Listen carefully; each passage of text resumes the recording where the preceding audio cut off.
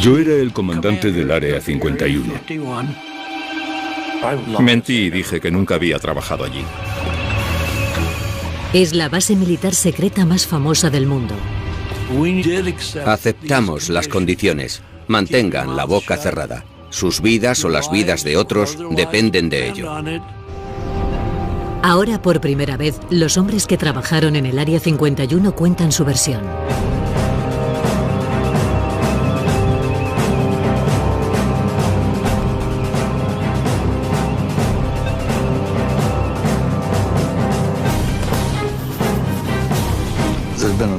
Ha habido una enorme cantidad de información errónea, pero eso es fruto de la curiosidad natural de la gente.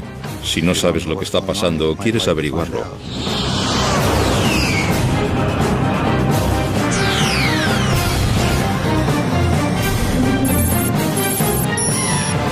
Los secretos del Área 51.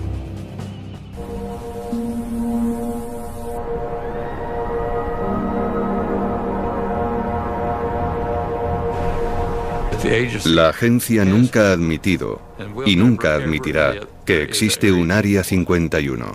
Fin de la historia. Fundada por la CIA en el año 1955 para desarrollar y poner a prueba los proyectos militares más secretos de los Estados Unidos, el Área 51 toma su nombre de un número de división por zonas en un mapa. Si bien oficialmente no existe, las imágenes de satélite del desierto de Nevada muestran hoy 7 pistas y más de 25 hangares. El acceso a la base, envuelta en el secretismo, ha sido siempre muy restringido. Pero finalmente, los programas que la iniciaron están siendo desclasificados y los recuerdos pueden sacarse a la luz.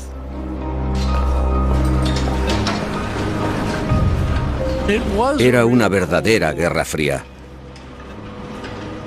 Estamos hablando de bombas nucleares apuntando a todas las ciudades principales y era como entre dos personas, ¿quién va a golpear primero? Hay muchos momentos en que la democracia tiene que dar paso al control estricto, como el militar, para poder llevar a cabo algo que permita sobrevivir a tu nación. Esa es la idea que tenemos todos, creo yo. Cuando nos reuníamos no se permitían bolígrafos ni papel. Ni siquiera los pilotos hablaban entre ellos. No se escribía nada. Todo está en nuestras cabezas. Cuando entrábamos en el programa se nos daba un nombre en clave. Mi primer nombre fue Ken y el último empezaba por C como Collins, pero era Colmar. C-O-L-M-A-R. En mi caso, no soy tan curioso. Me parecía bien que fuera algo secreto. Quiero decir, si no necesito saber, no pregunto. Me dijeron, no te preocupes nunca por averiguar tu nivel de autorización. Tienes la autorización de los más altos cargos de Washington, D.C. Ellos tienen un equipo para saber lo que haces, lo que dices, a dónde vas.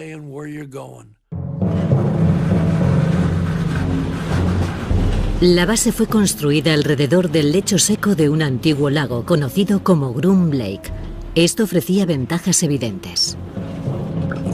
Necesitábamos un buen lugar para aterrizar, donde pudiéramos aterrizar en cualquier dirección y sentido, dependiendo de dónde soplara el viento, y un lago circular servía a ese propósito. Además, estaba protegido por la cadena de montañas que lo rodeaba, así que no era fácilmente visible. Liso como un cristal. Era increíble. Podía conducir el coche del personal a toda velocidad y no daba ni un solo bote. Era algo fantástico. Groom Lake era muy escueto, muy austero. Había hileras de caravanas en las que vivíamos. Y había un edificio multiusos donde comíamos. No teníamos televisión, ni siquiera teníamos radio. No había mujeres. Una vez fue una mujer de asuntos financieros de la CIA y se quedó a dormir una noche. Fue la única mujer que vi en todo ese tiempo. Rancho Paraíso fue el primer nombre que le dieron a las instalaciones. Pensaban que aquello mitigaría el golpe de la austeridad. Era como un intento de convencer a la gente, quizá, de que no era tan malo como parecía. Creo que el encanto del Área 51 era únicamente que había un trabajo que hacer. Nadie que no fuera necesario iba allí. Probablemente nadie querría ir allí, porque no eran en absoluto unas vacaciones. Era un trabajo muy duro. La CIA necesitaba un tipo determinado de hombre para trabajar en el Área 51. Éramos seleccionados como una especie de guerreros silenciosos. Durante los controles de seguridad, se eliminaba a una buena cantidad de gente por ser poco discreta. Me habían seleccionado para mi primera misión secreta y fui al cine mientras mi mujer iba de compras con mi madre. Y a mitad de la película entra una mujer, una chica joven, aproximadamente de mi edad. Y en mitad de la película me pregunta si vivo en Las Vegas, cuánto tiempo llevo en Las Vegas y a qué me dedico. No le gustaron mis respuestas. A la media hora se levantó y se fue. Y a menudo pienso, ¿cuánto tiempo llevaría siguiéndome? ¿Me estaría siguiendo? ¿O era simplemente una de las chicas de Las Vegas en busca de un cliente? Nunca lo sabré.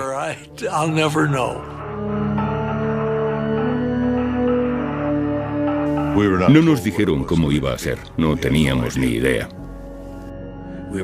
Nos dijeron, es un asunto extremadamente sensible y no se puede hablar de ello con nadie. Las entrevistas se realizaban en habitaciones de hotel. Este hombre había pasado ya por todo y le preguntaron, tenemos un proyecto secreto en el oeste, nos gustaría que trabajaras en él. ¿Estarías interesado? Y él dijo, tengo que consultarlo con mi mujer. Y le dijeron, bien, hazlo. Cuando volvió a la habitación se habían ido, habían recogido y se habían marchado. Nunca volvió a verlos. El hecho de que tuviera que preguntarle a su mujer si podía trabajar o no en un proyecto secreto lo descartó por completo. No volvieron a proponérselo.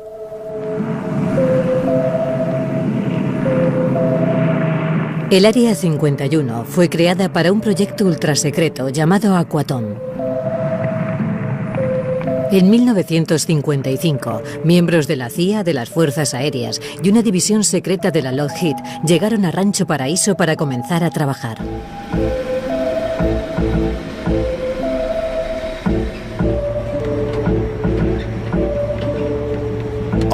Es lo único que nos dijeron. Nos presentábamos voluntarios a algo con los ojos cerrados. La mayoría de la gente no aceptó, pero yo lo hice.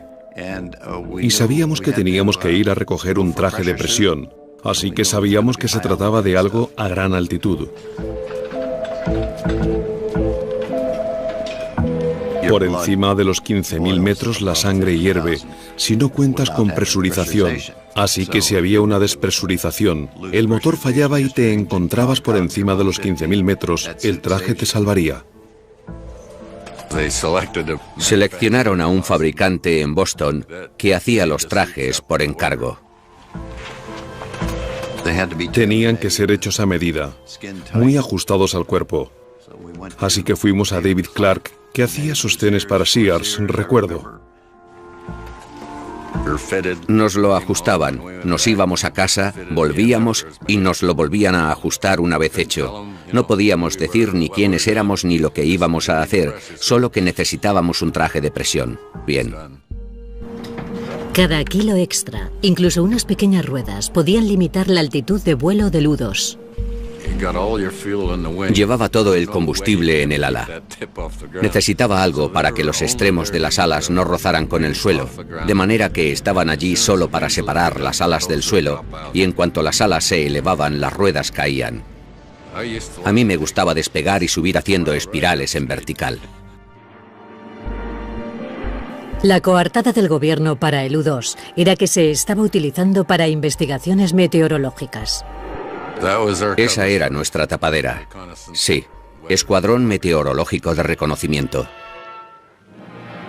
Si no se trataba de un avión convencional, ¿qué es lo que vieron? Los U-2 volaban 3 veces más alto que un avión comercial y en ocasiones eran atisbados por los ciudadanos. No estoy seguro, pero creo que vi el reflejo del sol en una ventanilla, o portillas de observación de algún tipo. A mediados de la década de los 50 del siglo XX, cuando tanto la Guerra Fría como el interés de los estadounidenses por los ovnis estaban en pleno apogeo. Yo creo que era del espacio exterior, pero amistoso. El avión plateado en ocasiones creaba confusión. Era puro aluminio. Decíamos, ahí arriba parecemos una estrella brillando. Los pilotos tenían la orden de negarlo todo, hasta a los controladores aéreos. Había noticias de que avistaban objetos volando a grandes altitudes y contactaban con ellos, pero no obtenían más que evasivas.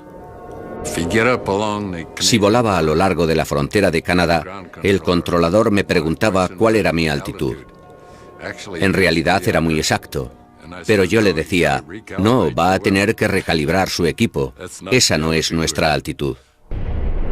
Hacia 1957, los vuelos no reconocidos de los U-2 eran el origen de la mitad de los avistamientos de ovnis comunicados, pero eso no era nada comparado con lo que estaba por llegar.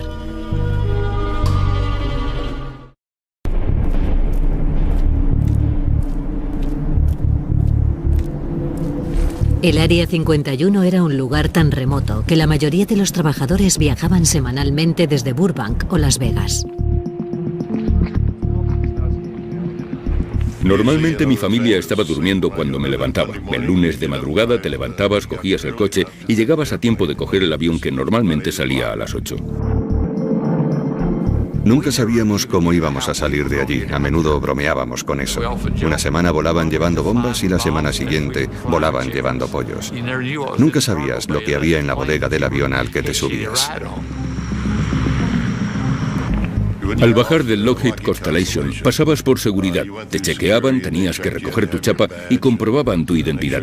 Se hacía eso rutinariamente. Las medidas de seguridad eran muy estrictas. Jim Friedman viajaba diariamente. Tenía 3 hijos y lo típico en el colegio era, ¿en qué trabaja tu padre? Yo les decía que reparaba televisores. Y mi mujer estaba tan ocupada criando a los niños, preparándolos para ir al colegio, que no se preocupaba mucho, porque en efecto veía que yo andaba siempre trasteando con televisores.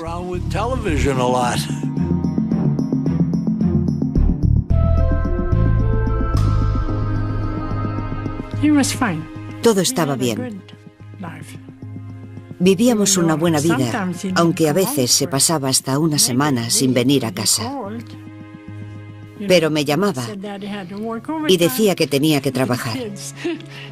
Los niños, especialmente mi hija, preguntaban, ¿dónde está papá? ¿Está trabajando? Pero yo no sabía lo que hacía.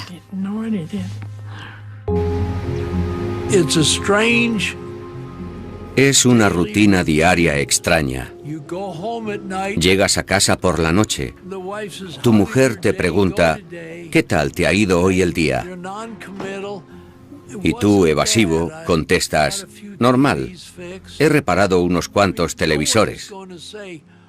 Porque no le iba a decir, oh cariño, hemos obtenido la sección radar cruzada del avión más secreto del mundo al milímetro. Sí, vale. Anda, ¿qué has hecho hoy? Nada. Ni siquiera podías hablar de ello. Enfrentémonos con serenidad a una realidad de nuestro tiempo, la posibilidad de que algún día se arrojen bombas atómicas sobre nuestras ciudades. Esa insistencia en el secretismo total se vio exacerbada por la paranoia de la Guerra Fría y el miedo generalizado a que la Unión Soviética pudiera destruir los Estados Unidos. Cada parte sospechaba de la otra, y ambas temían ser borradas del mapa por el primer ataque nuclear. No se confiaba en nadie, ni siquiera en los pilotos de pruebas del Área 51. En 1963, Ken Collins estrelló su avión en una misión de entrenamiento. Una semana después, aproximadamente, me dijeron, ¿Accederías a ser hipnotizado para establecer si has olvidado decirnos algo o no? Y dije, por supuesto. Y trajeron a un superpsiquiatra, como yo digo, desde Boston.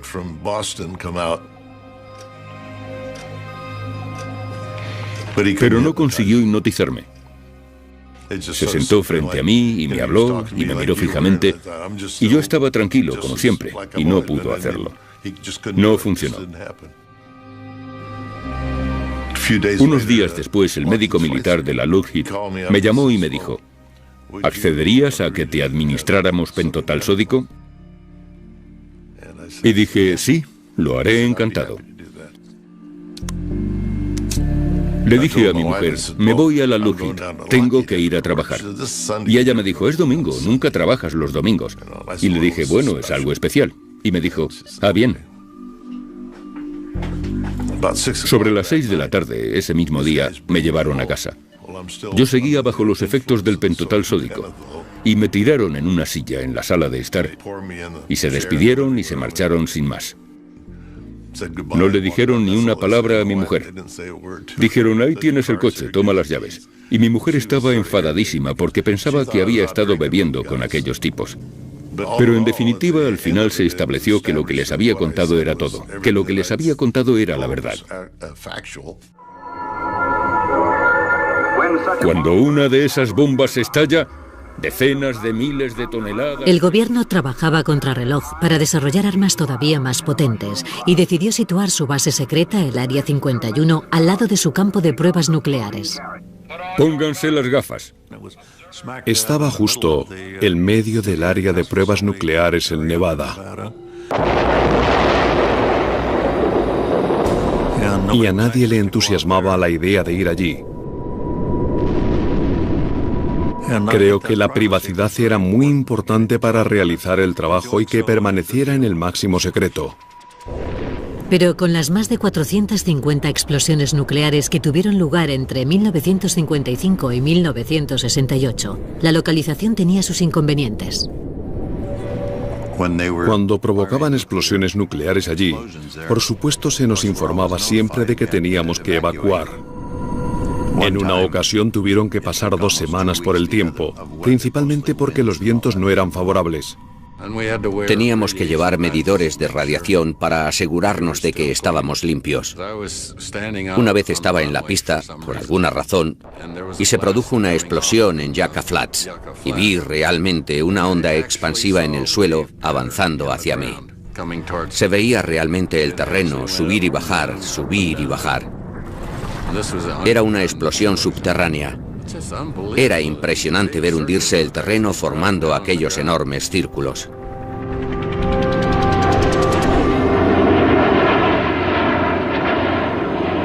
Acuciados por las presiones de la Guerra Fría, los Estados Unidos temían que el proyecto fundador del Área 51, el U-2, empezara a ser ya vulnerable a los misiles soviéticos.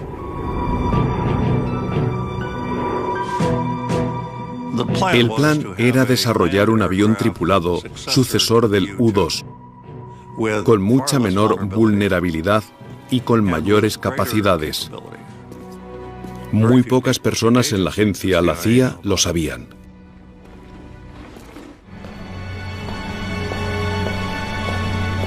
A finales de los 50, el Área 51 tenía un nuevo proyecto secreto.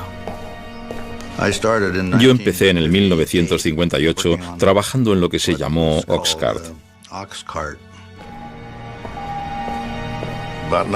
En 1960 se me notificó que había sido seleccionado para algún tipo de programa espacial. Le propusimos a la CIA un avión que volaría a grandes altitudes, por encima de los 27 kilómetros. El objetivo era hacerlo volar tan rápido y tan alto como fuera posible, y tan difícil de detectar por los radares como fuera posible. Iba tan deprisa que, si estabas en California, volando de norte a sur, solo con girar a tales velocidades o a tales altitudes, ya no estabas en el estado de California. Era tan rápido que te sacaba fuera. En la Guerra Fría, la información era tan poderosa como las armas. El Oxcart estaba diseñado para ser la herramienta de espionaje suprema de los Estados Unidos. El primer avión sigiloso del mundo. Volaba lo bastante rápido y a la suficiente altura como para escapar a los misiles. Miles de personas trabajaban en el proyecto dentro de las instalaciones de la Lockheed en Burbank, California.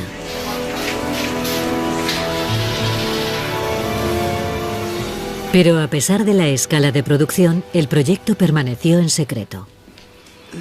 El proyecto Oxcart era un proyecto especializado donde los haya. Era lo máximo que se había hecho hasta entonces. El avión tenía que soportar las altas temperaturas provocadas por la fricción del aire al atravesar la atmósfera a 3.000 kilómetros por hora. El 93% del Oxcart era titanio, un material que nadie había utilizado hasta entonces para hacer un avión. Y si quieres un montón de titanio, tienes que hacer tratos con la Unión Soviética. ¿Cómo la CIA consiguió ese material de los soviéticos? Hasta lo que yo sé, continúa siendo un secreto. No sé cómo lo hicieron. No sé quién lo hizo, pero conseguimos el titanio que necesitábamos.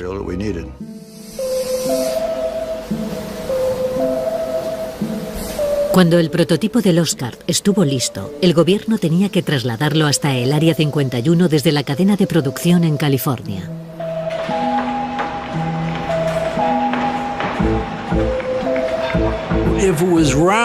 Si era redondo, lo metían en una caja cuadrada. Si era cuadrado, lo metían en una caja redonda. Era demasiado largo y las alas sobresalían mucho, así que se separaron las partes y fueron transportadas desde Burbank hasta las instalaciones de Groom Lake. No quieres que un tráiler tan enorme circule por una autopista muy transitada, así que lo hacíamos subrepticiamente cuando no había nadie cerca. Requirió la colaboración de la Patrulla de Carreteras de California, la Patrulla de Carreteras de Nevada, la CIA y no sé cuántos más. Hubo que despejar el camino hasta allí. Hubo que cortar árboles, nivelar las cunetas de la autopista para descargar las cajas.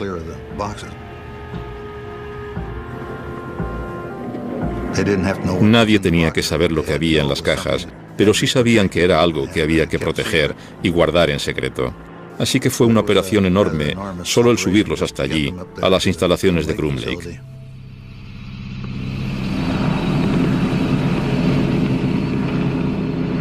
Ken Collins fue uno de los primeros pilotos que vio el Oxcart nada más llegar al Área 51. Subí a la zona y el oficial de operaciones que estaba allí dijo: ¿quieres ver lo que vas a pilotar? Y dije: por supuesto. Y fuimos hacia el hangar. Y la única luz que había era la que entraba por las altas ventanas y se veía allí al fondo, en penumbra. Ese avión largo, magnífico. Era increíble.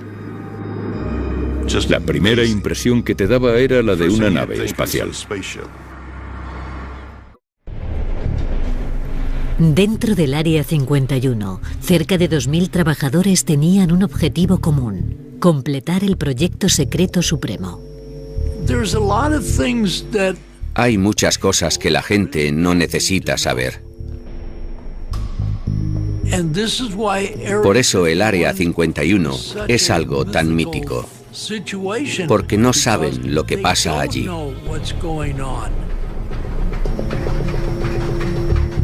El Área 51 tenía un solo propósito, y era desarrollar el Oxcart y ponerlo a operar en el extranjero.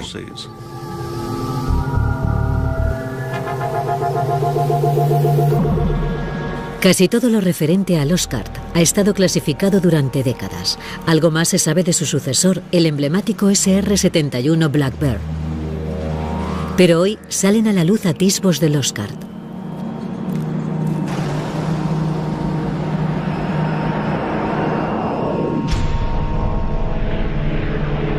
El Oxcart fue el primer avión de sigilo del mundo, diseñado para ser casi imposible de detectar por los radares enemigos.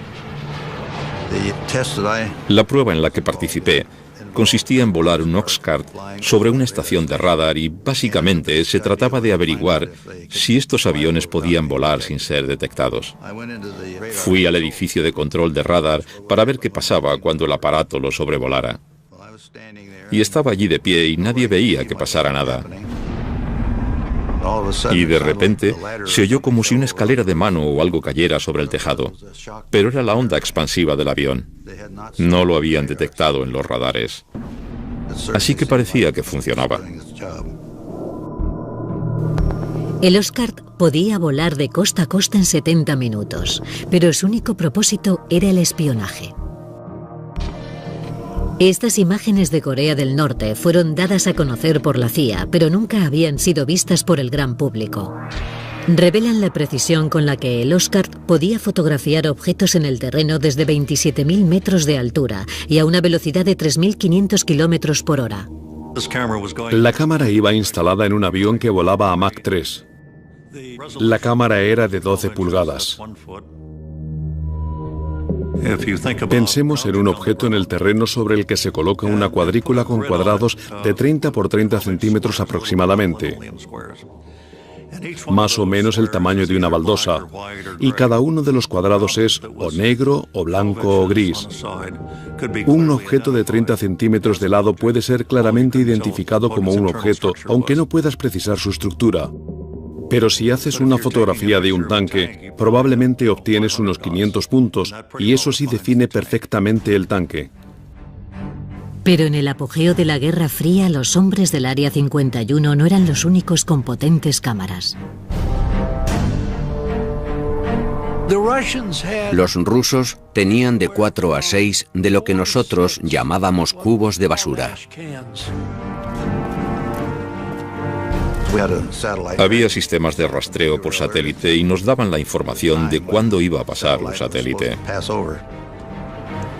De manera que cuando se aproximaban a la zona lo guardábamos todo. Teníamos unas naves de emergencia y si había algún avión en el exterior cuando se acercaba un satélite por el horizonte, lo escondían rápidamente en esas naves. Pero los trabajadores en ocasiones tenían que colocar un prototipo del Oxcart sobre un poste para probar su efectividad como avión de sigilo. Y con los soviéticos espiando desde arriba, esto representaba un problema. Un avión colocado sobre un poste era algo muy difícil de ocultar a los satélites. Había gente en el departamento de seguridad que opinaba que no podíamos permitirles que echaran un vistazo. Así que no había forma de manejar la situación, sino bajando la maqueta del poste, escondiéndola en un hangar para después volver a sacarla y colocarla de nuevo en su sitio. Eso hacía el trabajo difícil, muy difícil. Empezar a trabajar en el avión y tener que meterlo corriendo en el hangar. Y volver a sacarlo y meterlo y sacarlo. Era un fastidio. A pesar de los esfuerzos por esconder el avión secreto, los agentes de inteligencia descubrieron que la Unión Soviética tenía un dibujo del avión y había dado con la manera de detectar al Oxcart. Durante las pruebas que hacíamos a la luz del día, la radiación del sol lo calentaba todo, excepto las zonas de sombra. Si dejábamos la maqueta fija una media hora o así, la sombra proyectada podía ser captada por una cámara de infrarrojos posteriormente. Enseguida, los hombres del Área 51 empezaron a fabricar falsificaciones para que los soviéticos las descubrieran. Sabíamos que los satélites de infrarrojos llegaban y pintábamos la silueta de un avión exótico frente a uno de los hangares. La mayoría de ellos eran de cartón. Y justo antes de llegar el satélite teníamos un par de calentadores que colocábamos en la parte de la cola para que el satélite detectara una señal de calor como si el avión acabara de aterrizar. Queríamos hacerles creer que teníamos algo que ellos no tenían. Y estoy convencido de que malgastaron mucho tiempo y dinero en intentar averiguar qué era. En Washington, objetos fantasmas... Los trucos diseñados para proteger el Oxcart avivaron los rumores sobre el Área 51. Estuvieron varias horas persiguiendo a los objetos detectados en el campo del radar. El avión voló en 2.850 misiones desde Groom Lake, el Área 51 de las que nadie supo nada. El avión no existía. Y naturalmente, con los rayos del sol incidiendo adecuadamente, se divisaba, y aquello se convertía en un avistamiento ovni genuino. El general Sanford, director de inteligencia de las Fuerzas Aéreas, ha confirmado que los objetos no son armas secretas estadounidenses e insiste en la importancia de investigar el asunto. Esto ocurrió durante la época en que las Fuerzas Aéreas llevaban a cabo el proyecto Libro Azul de investigación de avistamientos ovni. Comenzaron a investigar y de repente se toparon con ese muro de seguridad. Esto es una misión secreta. Tienen que inventarse una historia de tapadera y olvidar el asunto. Hemos recibido y analizado entre 1000 y 2000 informes.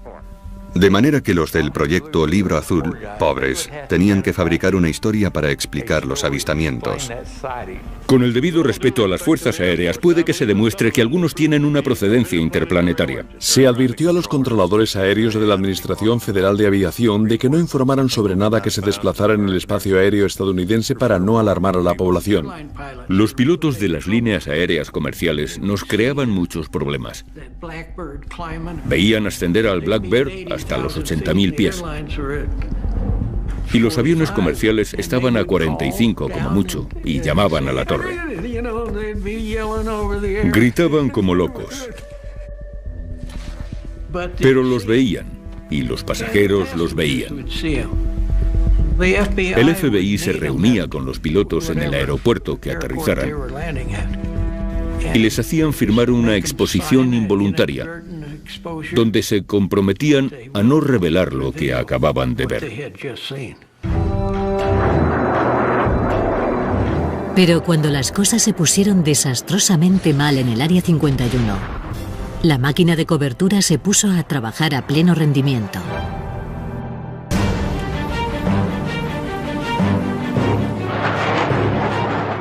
A pesar del secretismo que rodea al Oscar, comienzan a salir a la luz décadas después los indicios del primer percance sufrido.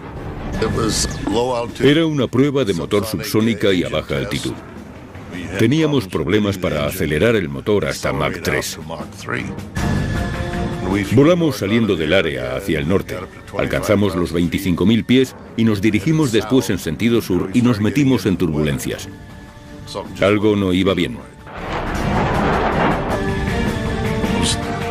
Estaba entrando en pérdida, pero no lo indicaba. Enseguida el avión cabeceó y ascendió. Se dio la vuelta y entró en barrena plana. No había salida.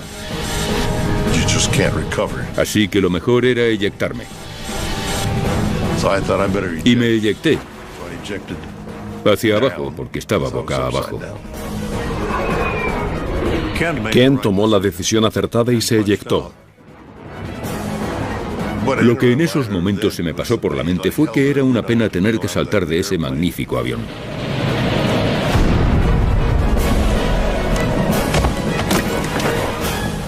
Aterrizó en algún lugar cerca de Wendover, Utah.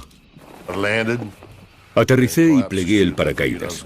Supuse que lo necesitaría porque probablemente pasaría allí la noche y tendría que utilizarlo para dormir en él. Mi lista de chequeo se había desencuadernado y empecé a buscar y recoger algunas de las páginas. Todas eran clasificadas y con el sello de secreto.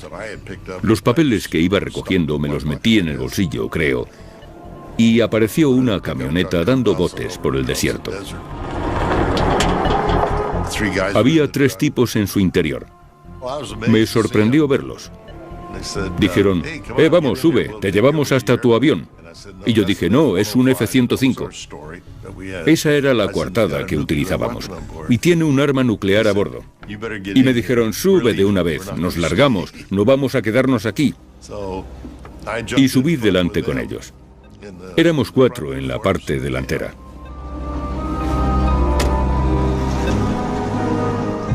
No sé dónde pensaban llegar si hubiera explotado la supuesta bomba. Debía estar tan cerca que no hubiera servido de nada.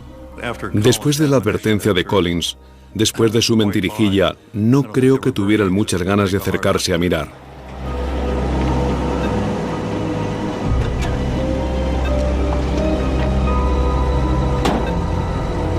Teníamos un número de teléfono al que podíamos llamar en caso de emergencia. Hice una llamada rápida, me identifiqué y no necesitaron saber más. Y les dije dónde estaba.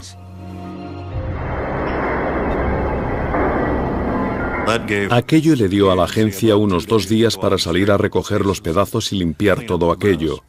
De otra manera podría haberse convertido en una feria.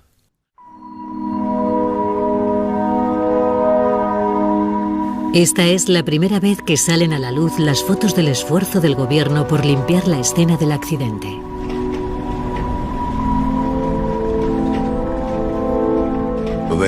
Había 2 hombres del equipo de supervivencia que eran parte del equipo de seguridad que después se acercaron a caballo y estuvieron recorriendo toda la zona peinándola para ver si quedaba algo allí que fuera clasificado. Entre la coartada y la localización remota, la limpieza fue suficiente para mantener en secreto durante décadas el lugar del accidente. Se dijo que había sido un F-105 lo que se había estrellado. Cerca de las bases militares se estrellan muchos aviones y el asunto se olvidó. 50 años después, el historiador aeroespacial Peter Merlin ha localizado el lugar exacto donde cayó el avión y que el gobierno intentó borrar de la historia. Estamos entrando en la zona de los restos. Como parte del esfuerzo por limpiar el lugar donde se estrelló el avión, las piezas más grandes se cortaron con un soplete y volaron hasta el Área 51 a bordo de un avión carguero. Ha registrado el desierto durante años utilizando la información aparecida en documentos desclasificados. Este memorándum secreto fue desclasificado por la CIA. Dice, todo resto del 1-23 ha sido retirado del lugar del accidente. Sin embargo, mi experiencia me dice que siempre queda algo. Esta pieza de aquí es parte de la estructura del ala. La A es de A12, la W de wing, ala, y 667 era el número de pieza. Esto es del interior de la cabina. Tiene el sello de inspección de los equipos especiales. Este es el cráter del impacto. Hay titanio por todas partes. Este sí es grande. Es chapa de titanio de gran grosor. Aquí es exactamente donde el fuselaje de cola golpeó el terreno. A ambos lados se ven sendas depresiones causadas por las góndolas. Aquí estoy en medio de una depresión causada por la góndola de uno de los motores. Esto sería similar a lo que ocurriría hoy en día si un avión secreto del Área 51 se estrellara. Seguramente implementarían el mismo tipo de restricciones de seguridad. También inventarían una tapadera.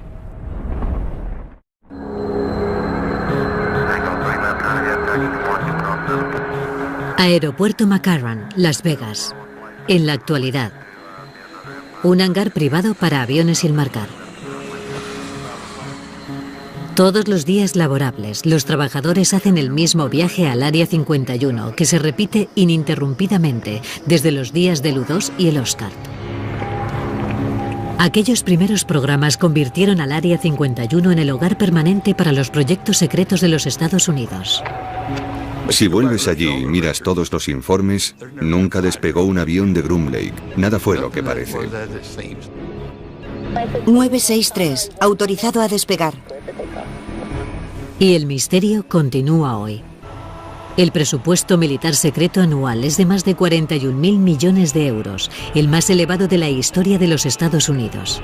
Pero ni siquiera aquellos que en su día sacrificaron tanto por el Área 51 están al tanto de los secretos. Me gustaría saber lo que están haciendo, pero no lo sé.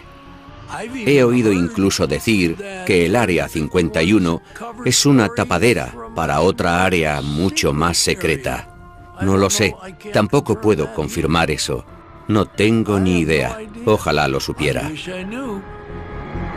El secretismo y las tapaderas continúan alimentando los rumores. Hay un montón de situaciones que la gente no puede saber que no son verdad. Así que creo que ha habido una enorme cantidad de información errónea, pero eso es fruto de la curiosidad natural de la gente. Si no sabes lo que está pasando, quieres averiguarlo.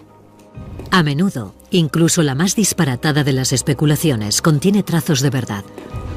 Está lo de las cámaras subterráneas que dicen que tenemos allí y túneles que llegan hasta Las Vegas. Y no hay absolutamente nada de eso. Cuando se hacían pruebas nucleares, en efecto, nos metíamos bajo tierra, porque en la superficie había radiactividad. Pero no hay nada de eso en el área.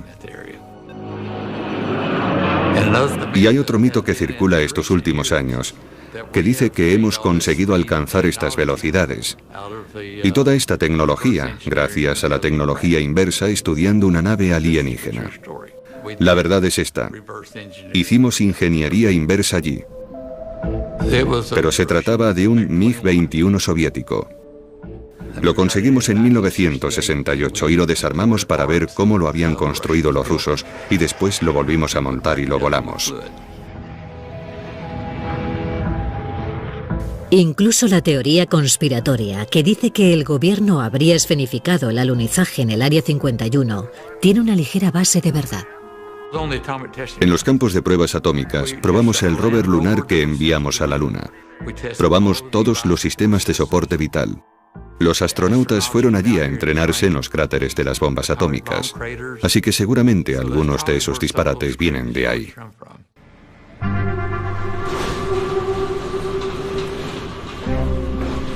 Creo que cuando la gente firmaba para el Oscar o el U-2, se comprometía a no revelarlo nunca. Y así la gente decía, mire, esto es como un secreto de familia, nos iremos con él a la tumba. Era un honor, un gran honor, tener un trabajo con ese nivel de confianza depositada en mí, siendo un chaval de campo. Se depositó mucha confianza en personas como yo, que trabajaron allí.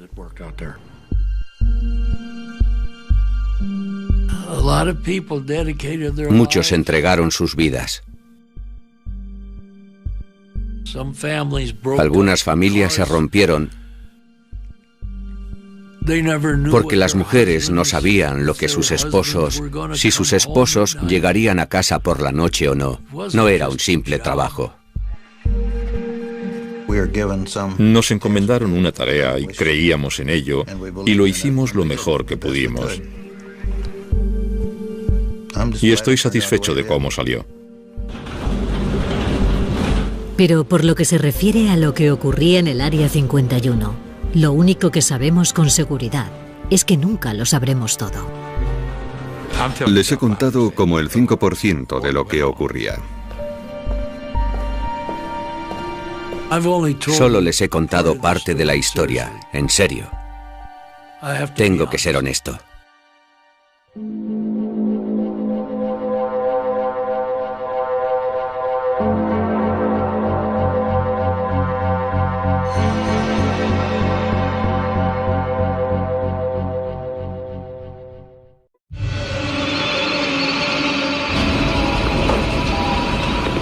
Yo era el comandante del Área 51. Mentí y dije que nunca había trabajado allí. Es la base militar secreta más famosa del mundo. Aceptamos las condiciones. Mantengan la boca cerrada. Sus vidas o las vidas de otros dependen de ello. Ahora, por primera vez, los hombres que trabajaron en el Área 51 cuentan su versión.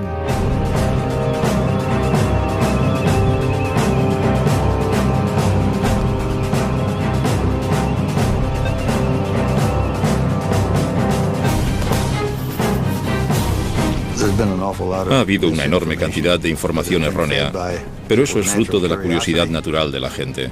Si no sabes lo que está pasando, quieres averiguarlo.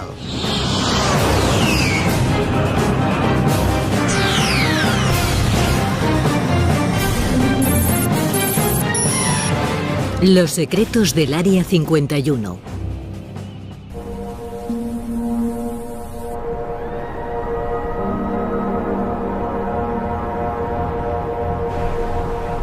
La agencia nunca ha admitido y nunca admitirá que existe un Área 51. Fin de la historia. Fundada por la CIA en el año 1955 para desarrollar y poner a prueba los proyectos militares más secretos de los Estados Unidos, el Área 51 toma su nombre de un número de división por zonas en un mapa. Si bien oficialmente no existe, las imágenes de satélite del desierto de Nevada muestran hoy 7 pistas y más de 25 hangares. El acceso a la base, envuelta en el secretismo, ha sido siempre muy restringido. Pero finalmente, los programas que la iniciaron están siendo desclasificados y los recuerdos pueden sacarse a la luz.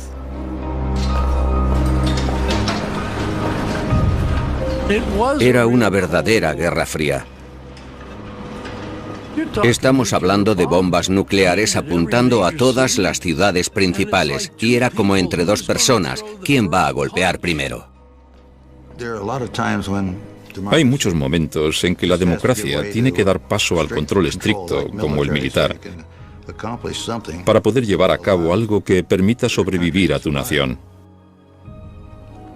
Esa es la idea que tenemos todos, creo yo. Cuando nos reuníamos no se permitían bolígrafos ni papel.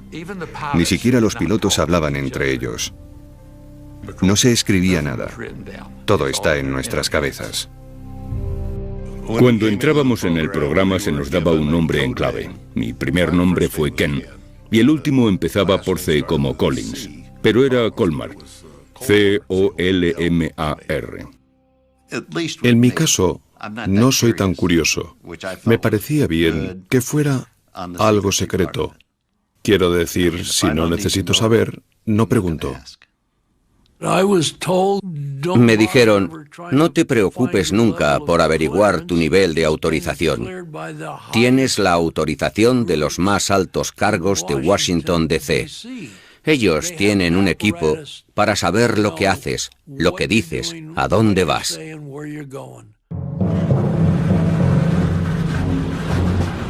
La base fue construida alrededor del lecho seco de un antiguo lago conocido como Groom Lake.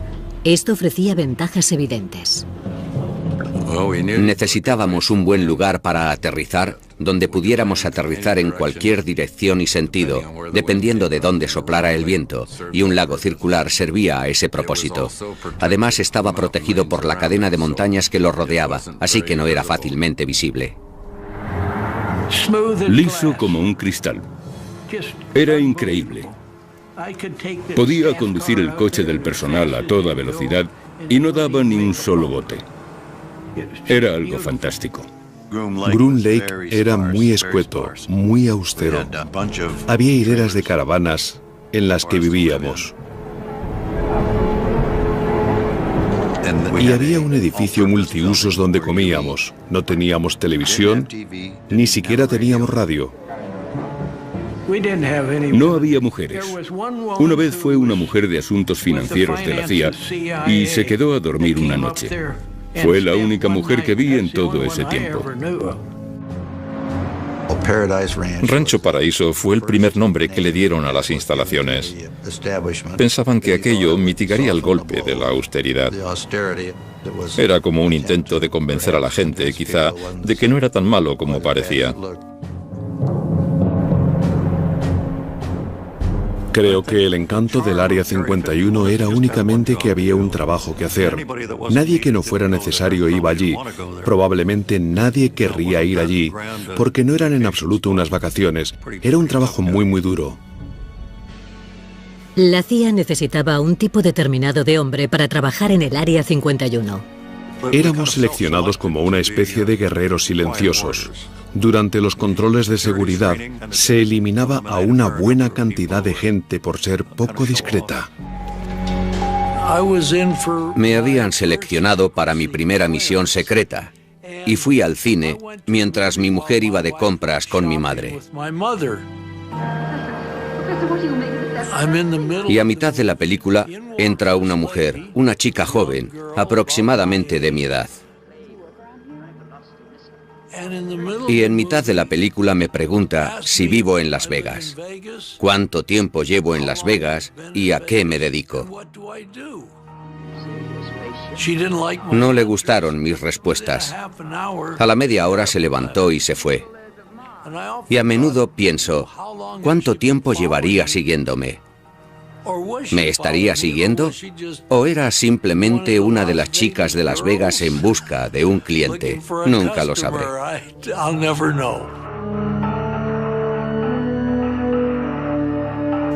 No nos dijeron cómo iba a ser, no teníamos ni idea.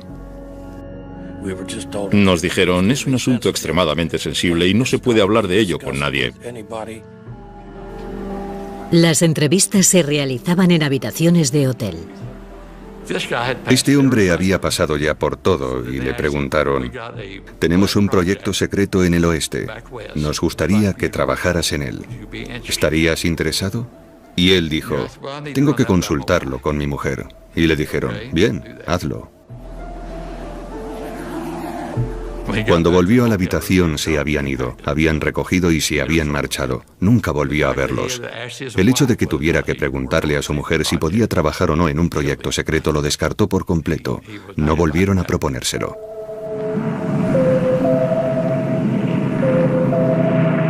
El Área 51 fue creada para un proyecto ultrasecreto llamado Aquatom. En 1955, miembros de la CIA, de las Fuerzas Aéreas y una división secreta de la Lockheed llegaron a Rancho Paraíso para comenzar a trabajar.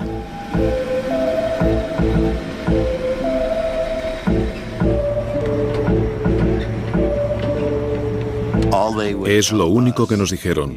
Nos presentábamos voluntarios a algo con los ojos cerrados. La mayoría de la gente no aceptó, pero yo lo hice. Y sabíamos que teníamos que ir a recoger un traje de presión, así que sabíamos que se trataba de algo a gran altitud. Por encima de los 15.000 metros la sangre hierve, si no cuentas con presurización. Así que si había una despresurización, el motor fallaba y te encontrabas por encima de los 15.000 metros, el traje te salvaría. Seleccionaron a un fabricante en Boston que hacía los trajes por encargo. Tenían que ser hechos a medida, muy ajustados al cuerpo. Así que fuimos a David Clark, que hacía sostenes para Sears, recuerdo. Nos lo ajustaban, nos íbamos a casa, volvíamos y nos lo volvían a ajustar una vez hecho. No podíamos decir ni quiénes éramos ni lo que íbamos a hacer, solo que necesitábamos un traje de presión. Cada kilo extra, incluso unas pequeñas ruedas, podían limitar la altitud de vuelo del U-2. Llevaba todo el combustible en el ala. Necesitaba algo para que los extremos de las alas no rozaran con el suelo, de manera que estaban allí solo para separar las alas del suelo, y en cuanto las alas se elevaban, las ruedas caían. A mí me gustaba despegar y subir haciendo espirales en vertical. La coartada del gobierno para el U-2 era que se estaba utilizando para investigaciones meteorológicas. Esa era nuestra tapadera. Sí, Escuadrón Meteorológico de Reconocimiento. Si no se trataba de un avión convencional, ¿qué es lo que vieron? Los U-2 volaban 3 veces más alto que un avión comercial y en ocasiones eran atisbados por los ciudadanos. No estoy seguro, pero creo que vi el reflejo del sol en una ventanilla, o portillas de observación de algún tipo. A mediados de la década de los 50 del siglo XX, cuando tanto la Guerra Fría como el interés de los estadounidenses por los ovnis estaban en pleno apogeo. Yo creo que era del espacio exterior, pero amistoso. El avión plateado en ocasiones creaba confusión. Era puro aluminio. Decíamos, ahí arriba parecemos una estrella brillando. Los pilotos tenían la orden de negarlo todo, hasta a los controladores aéreos. Había noticias de que avistaban objetos volando a grandes altitudes y contactaban con ellos, pero no obtenían más que evasivas. Si volaba a lo largo de la frontera de Canadá, el controlador me preguntaba cuál era mi altitud. En realidad era muy exacto, pero yo le decía, no, va a tener que recalibrar su equipo, esa no es nuestra altitud. Hacia 1957, los vuelos no reconocidos de los U-2 eran el origen de la mitad de los avistamientos de ovnis comunicados, pero eso no era nada comparado con lo que estaba por llegar.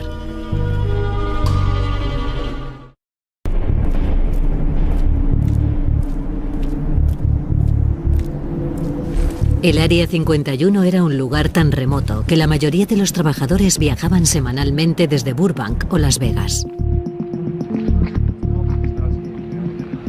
Normalmente mi familia estaba durmiendo cuando me levantaba. El lunes de madrugada te levantabas, cogías el coche y llegabas a tiempo de coger el avión que normalmente salía a las 8. Nunca sabíamos cómo íbamos a salir de allí. A menudo bromeábamos con eso. Una semana volaban llevando bombas y la semana siguiente volaban llevando pollos. Nunca sabías lo que había en la bodega del avión al que te subías. Al bajar del Lockheed Constellation, pasabas por seguridad, te chequeaban, tenías que recoger tu chapa y comprobaban tu identidad. Se hacía eso rutinariamente. Las medidas de seguridad eran muy estrictas. Jim Friedman viajaba diariamente. Tenía 3 hijos. Y lo típico en el colegio era: ¿en qué trabaja tu padre? Yo les decía que reparaba televisores. Y mi mujer estaba tan ocupada criando a los niños, preparándolos para ir al colegio, que no se preocupaba mucho, porque en efecto veía que yo andaba siempre trasteando con televisores.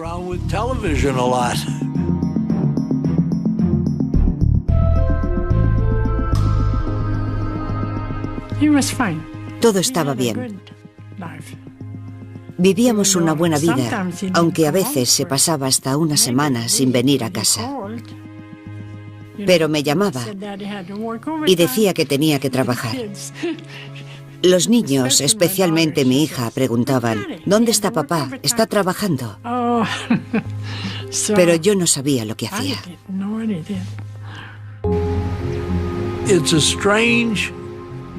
Es una rutina diaria extraña. Llegas a casa por la noche. Tu mujer te pregunta: ¿qué tal te ha ido hoy el día? Y tú, evasivo, contestas: normal. He reparado unos cuantos televisores. Porque no le iba a decir: oh cariño, hemos obtenido la sección radar cruzada del avión más secreto del mundo al milímetro. Sí, vale. Anda, ¿qué has hecho hoy? Nada. Ni siquiera podías hablar de ello.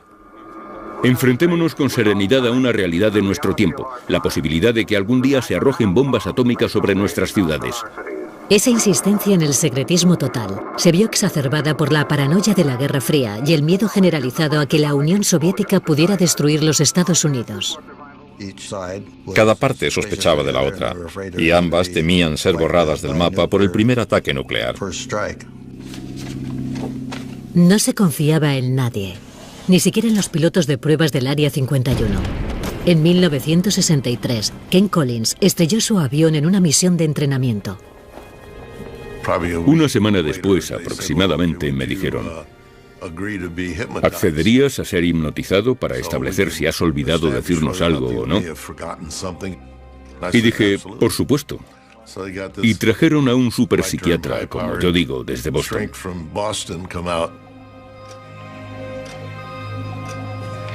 Pero no consiguió hipnotizarme. Se sentó frente a mí y me habló y me miró fijamente, y yo estaba tranquilo, como siempre, y no pudo hacerlo. No funcionó.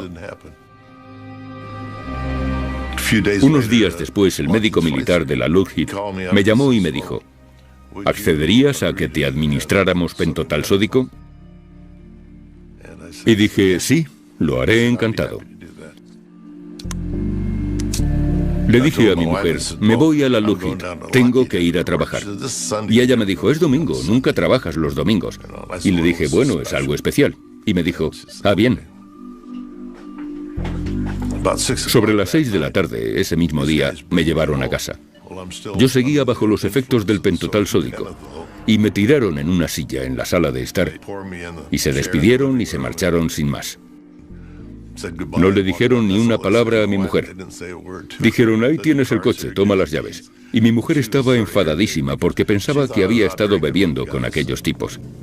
Pero en definitiva, al final se estableció que lo que les había contado era todo, que lo que les había contado era la verdad. Cuando una de esas bombas estalla, Decenas de miles de toneladas. El gobierno trabajaba contrarreloj para desarrollar armas todavía más potentes y decidió situar su base secreta, el Área 51, al lado de su campo de pruebas nucleares. Pónganse las gafas. Estaba justo en medio del área de pruebas nucleares en Nevada. Y a nadie le entusiasmaba la idea de ir allí. Creo que la privacidad era muy importante para realizar el trabajo y que permaneciera en el máximo secreto. Pero con las más de 450 explosiones nucleares que tuvieron lugar entre 1955 y 1968, la localización tenía sus inconvenientes. Cuando provocaban explosiones nucleares allí, por supuesto se nos informaba siempre de que teníamos que evacuar. En una ocasión tuvieron que pasar 2 semanas por el tiempo, principalmente porque los vientos no eran favorables. Teníamos que llevar medidores de radiación para asegurarnos de que estábamos limpios. Una vez estaba en la pista, por alguna razón, y se produjo una explosión en Yucca Flats, y vi realmente una onda expansiva en el suelo avanzando hacia mí. Se veía realmente el terreno subir y bajar, subir y bajar. Era una explosión subterránea. Era impresionante ver hundirse el terreno formando aquellos enormes círculos.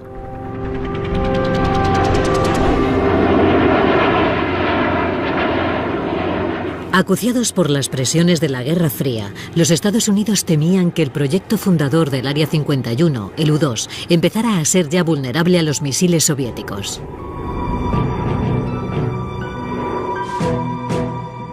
El plan era desarrollar un avión tripulado sucesor del U-2, con mucha menor vulnerabilidad y con mayores capacidades. Muy pocas personas en la agencia, la CIA, lo sabían.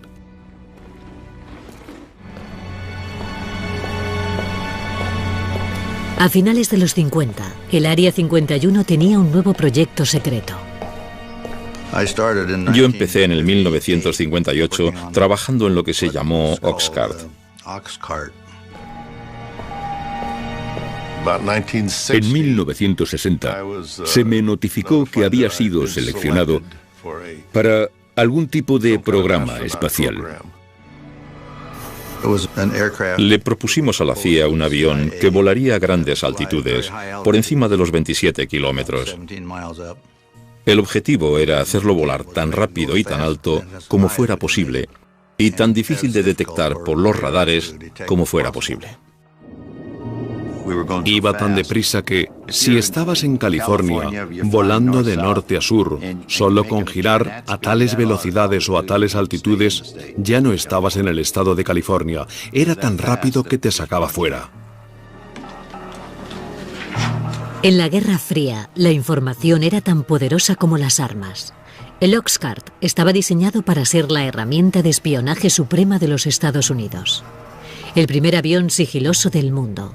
Volaba lo bastante rápido y a la suficiente altura como para escapar a los misiles. Miles de personas trabajaban en el proyecto dentro de las instalaciones de la Lockheed en Burbank, California.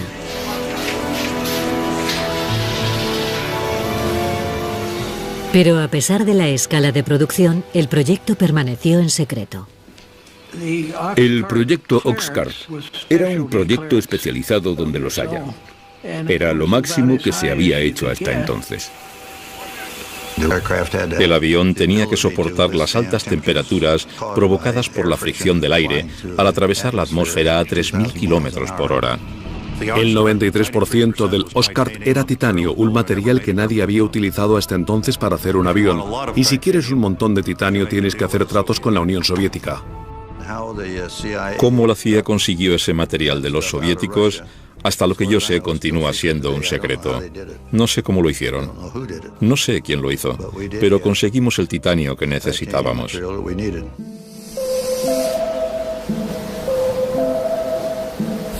Cuando el prototipo del Oxcart estuvo listo, el gobierno tenía que trasladarlo hasta el Área 51 desde la cadena de producción en California.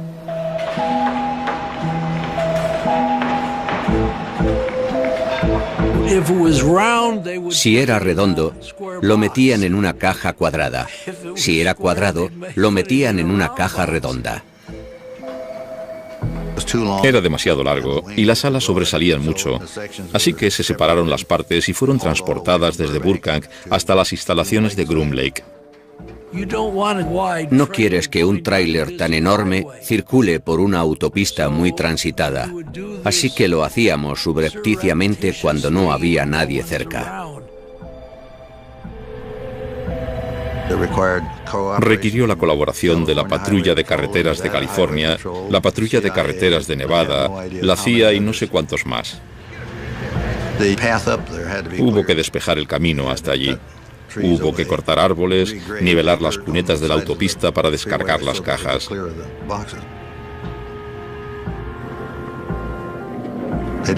Nadie tenía que saber lo que había en las cajas, pero sí sabían que era algo que había que proteger y guardar en secreto. Así que fue una operación enorme, solo el subirlos hasta allí, a las instalaciones de Groom Lake.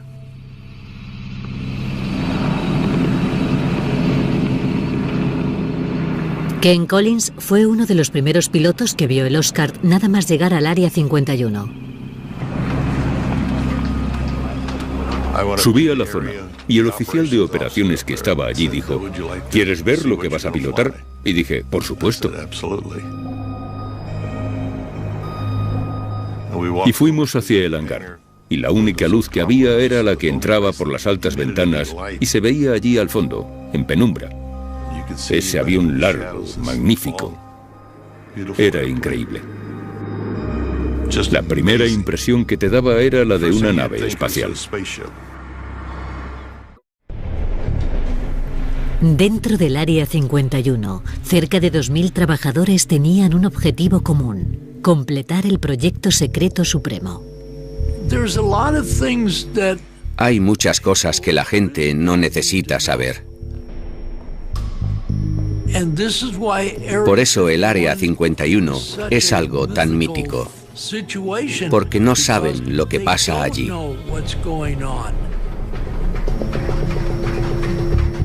El Área 51 tenía un solo propósito, y era desarrollar el Oscar y ponerlo a operar en el extranjero.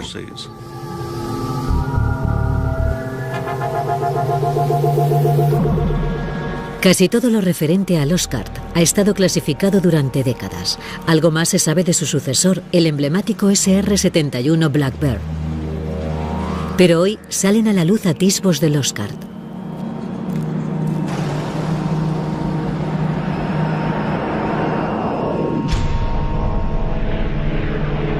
El Oscar fue el primer avión de sigilo del mundo, diseñado para ser casi imposible de detectar por los radares enemigos. La prueba en la que participé consistía en volar un Oxcart sobre una estación de radar y básicamente se trataba de averiguar si estos aviones podían volar sin ser detectados. Fui al edificio de control de radar para ver qué pasaba cuando el aparato lo sobrevolara. Y estaba allí de pie y nadie veía que pasara nada. Y de repente se oyó como si una escalera de mano o algo cayera sobre el tejado. Pero era la onda expansiva del avión. No lo habían detectado en los radares. Así que parecía que funcionaba. El Oscar podía volar de costa a costa en 70 minutos, pero su único propósito era el espionaje. Estas imágenes de Corea del Norte fueron dadas a conocer por la CIA, pero nunca habían sido vistas por el gran público. Revelan la precisión con la que el Oscar podía fotografiar objetos en el terreno desde 27.000 metros de altura y a una velocidad de 3.500 kilómetros por hora. La cámara iba instalada en un avión que volaba a Mach 3. La cámara era de 12 pulgadas. Pensemos en un objeto en el terreno sobre el que se coloca una cuadrícula con cuadrados de 30 por 30 centímetros aproximadamente, más o menos el tamaño de una baldosa, y cada uno de los cuadrados es o negro, o blanco, o gris. Un objeto de 30 centímetros de lado puede ser claramente identificado como un objeto, aunque no puedas precisar su estructura. Pero si haces una fotografía de un tanque, probablemente obtienes unos 500 puntos, y eso sí define perfectamente el tanque. Pero en el apogeo de la Guerra Fría, los hombres del Área 51 no eran los únicos con potentes cámaras. Los rusos tenían de 4 a 6 de lo que nosotros llamábamos cubos de basura. Había sistemas de rastreo por satélite y nos daban la información de cuándo iba a pasar un satélite. De manera que cuando se aproximaban a la zona lo guardábamos todo. Teníamos unas naves de emergencia y si había algún avión en el exterior cuando se acercaba un satélite por el horizonte, lo escondían rápidamente en esas naves. Pero los trabajadores en ocasiones tenían que colocar un prototipo del Oscar sobre un poste para probar su efectividad como avión de sigilo. Y con los soviéticos espiando desde arriba, esto representaba un problema. Un avión colocado sobre un poste era algo muy difícil de ocultar a los satélites. Había gente en el departamento de seguridad que opinaba que no podíamos permitirles que echaran un vistazo. Así que no había forma de manejar la situación, sino bajando la maqueta del poste, escondiéndola en un hangar para después volver a sacarla y colocarla de nuevo en su sitio. Eso hacía el trabajo difícil, muy difícil. Empezar a trabajar en el avión y tener que meterlo corriendo en el hangar. Y volver a sacarlo y meterlo y sacarlo. Era un fastidio. A pesar de los esfuerzos por esconder el avión secreto, los agentes de inteligencia descubrieron que la Unión Soviética tenía un dibujo del avión y había dado con la manera de detectar al Oscar. Durante las pruebas que hacíamos a la luz del día, la radiación del sol lo calentaba todo, excepto las zonas de sombra. Si dejábamos la maqueta fija una media hora o así, la sombra proyectada podía ser captada por una cámara de infrarrojos posteriormente. Enseguida, los hombres del Área 51 empezaron a fabricar falsificaciones para que los soviéticos las descubrieran. Sabíamos que los satélites de infrarrojos llegaban y pintábamos la silueta de un avión exótico frente a uno de los hangares. La mayoría de ellos eran de cartón. Y justo antes de llegar el satélite teníamos un par de calentadores que colocábamos en la parte de la cola para que el satélite detectara una señal de calor como si el avión acabara de aterrizar. Queríamos hacerles creer que teníamos algo que ellos no tenían. Y estoy convencido de que malgastaron mucho tiempo y dinero en intentar averiguar qué era. En Washington, objetos fantasmas... Los trucos diseñados para proteger el Oscar avivaron los rumores sobre el Área 51. Estuvieron varias horas persiguiendo a los objetos detectados en el campo del radar. El avión voló en 2.850 misiones desde Groom Lake, el Área 51 de las que nadie supo nada. El avión no existía. Y naturalmente, con los rayos del sol incidiendo adecuadamente, se divisaba. Y aquello se convertía en un avistamiento ovni genuino. El general Sanford, director de inteligencia de las Fuerzas Aéreas, ha confirmado que los objetos no son armas secretas estadounidenses e insiste en la importancia de investigar el asunto. Esto ocurrió durante la época en que las Fuerzas Aéreas llevaban a cabo el proyecto Libro Azul de investigación de avistamientos ovni. Comenzaron a investigar y de repente se toparon con ese muro de seguridad. Esto es una misión secreta. Tienen que inventarse una historia de tapadera y olvidar el asunto.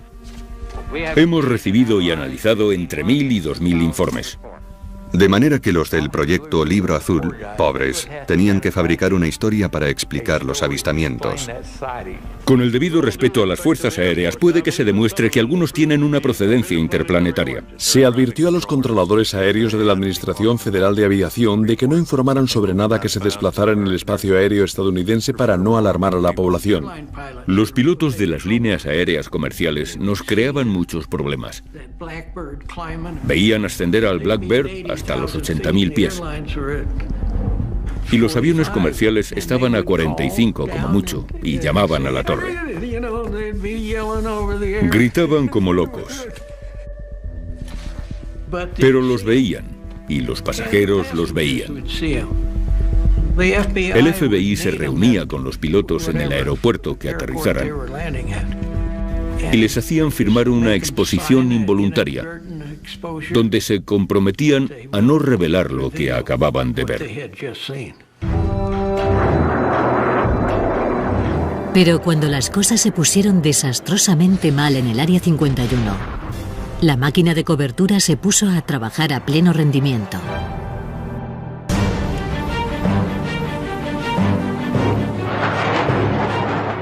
A pesar del secretismo que rodea al Oscar, comienzan a salir a la luz décadas después los indicios del primer percance sufrido. Era una prueba de motor subsónica y a baja altitud. Teníamos problemas para acelerar el motor hasta Mach 3. Volamos saliendo del área hacia el norte. Alcanzamos los 25.000 pies y nos dirigimos después en sentido sur y nos metimos en turbulencias. Algo no iba bien. Estaba entrando en pérdida, pero no lo indicaba. Enseguida el avión cabeceó y ascendió. Se dio la vuelta y entró en barrena plana. No había salida. Así que lo mejor era eyectarme. Y me eyecté. Hacia abajo, porque estaba boca abajo. Ken tomó la decisión acertada y se eyectó. Lo que en esos momentos se me pasó por la mente fue que era una pena tener que saltar de ese magnífico avión.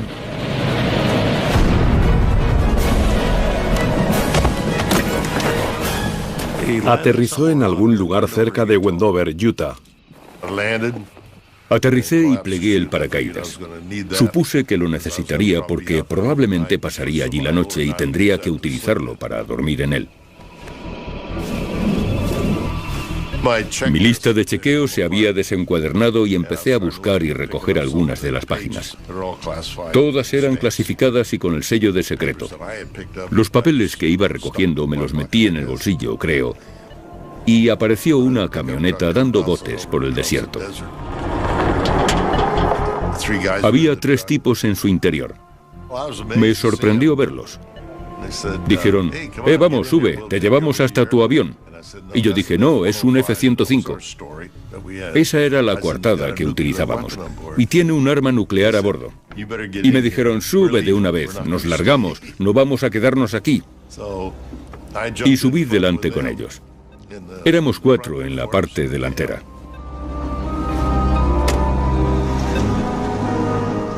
No sé dónde pensaban llegar si hubiera explotado la supuesta bomba. Debía estar tan cerca que no hubiera servido de nada. Después de la advertencia de Collins, después de su mentirijilla, no creo que tuvieran muchas ganas de acercarse a mirar.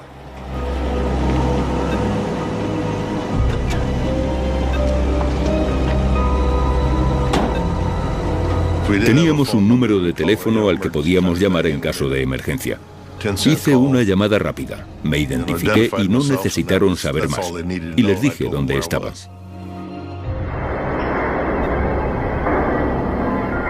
Aquello le dio a la agencia unos 2 días para salir a recoger los pedazos y limpiar todo aquello.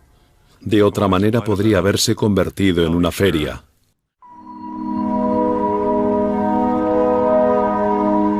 Esta es la primera vez que salen a la luz las fotos del esfuerzo del gobierno por limpiar la escena del accidente.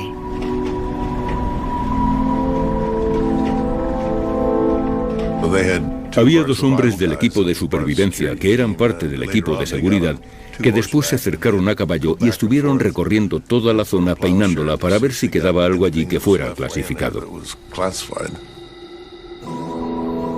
Entre la coartada y la localización remota, la limpieza fue suficiente para mantener en secreto durante décadas el lugar del accidente. Se dijo que había sido un F-105 lo que se había estrellado. Cerca de las bases militares se estrellan muchos aviones y el asunto se olvidó. 50 años después, el historiador aeroespacial Peter Merlin ha localizado el lugar exacto donde cayó el avión y que el gobierno intentó borrar de la historia.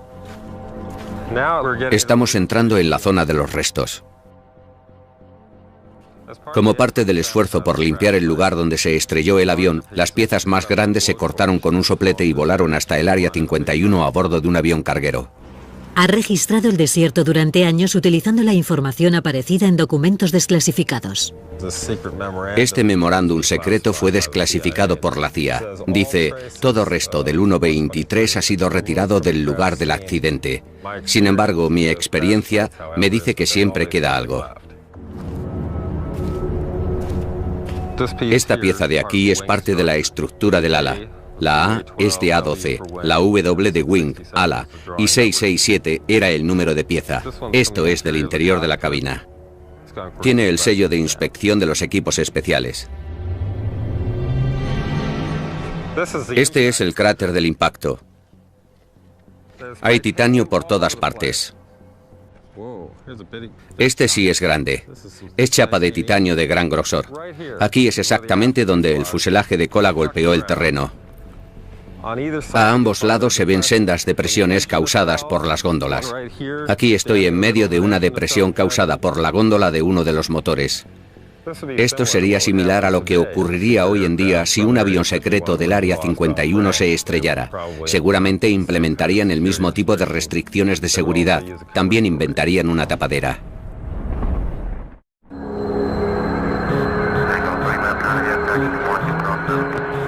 Aeropuerto McCarran, Las Vegas.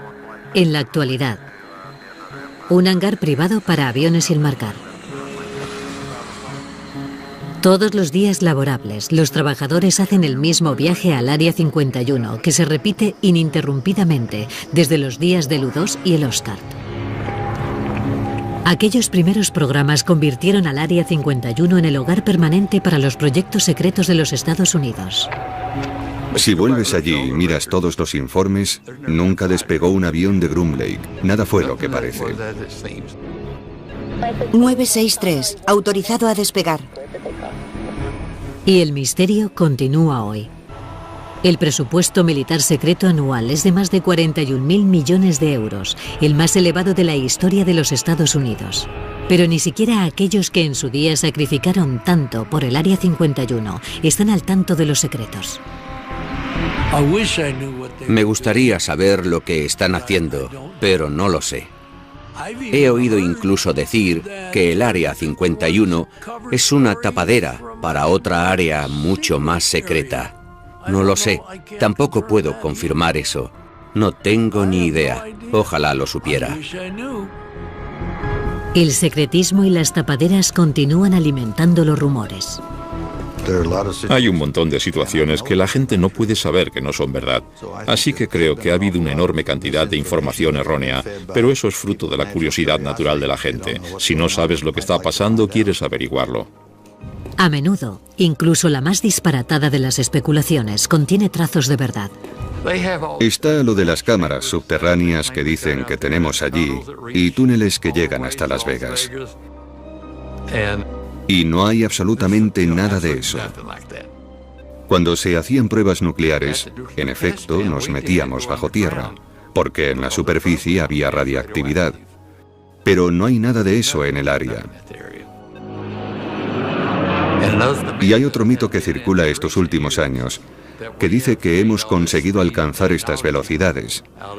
Y toda esta tecnología, gracias a la tecnología inversa estudiando una nave alienígena. La verdad es esta. Hicimos ingeniería inversa allí. Pero se trataba de un MiG-21 soviético. Lo conseguimos en 1968 y lo desarmamos para ver cómo lo habían construido los rusos y después lo volvimos a montar y lo volamos. Incluso la teoría conspiratoria, que dice que el gobierno habría escenificado el alunizaje en el Área 51, tiene una ligera base de verdad. En los campos de pruebas atómicas, probamos el rover lunar que enviamos a la Luna. Probamos todos los sistemas de soporte vital. Los astronautas fueron allí a entrenarse en los cráteres de las bombas atómicas. Así que seguramente algunos de esos disparates vienen de ahí.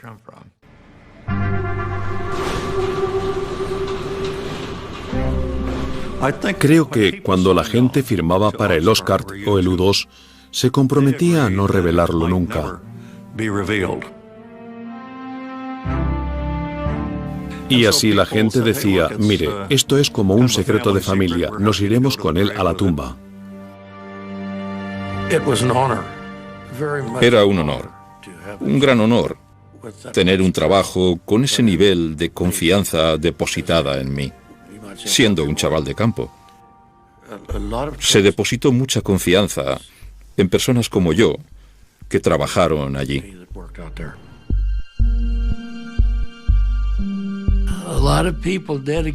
Muchos entregaron sus vidas. Algunas familias se rompieron porque las mujeres no sabían lo que sus esposos, si sus esposos llegarían a casa por la noche o no. No era un simple trabajo. Nos encomendaron una tarea y creíamos en ello y lo hicimos lo mejor que pudimos. Y estoy satisfecho de cómo salió. Pero por lo que se refiere a lo que ocurría en el Área 51, lo único que sabemos con seguridad es que nunca lo sabremos todo. Les he contado como el 5% de lo que ocurría. Solo les he contado parte de la historia, en serio. Tengo que ser honesto.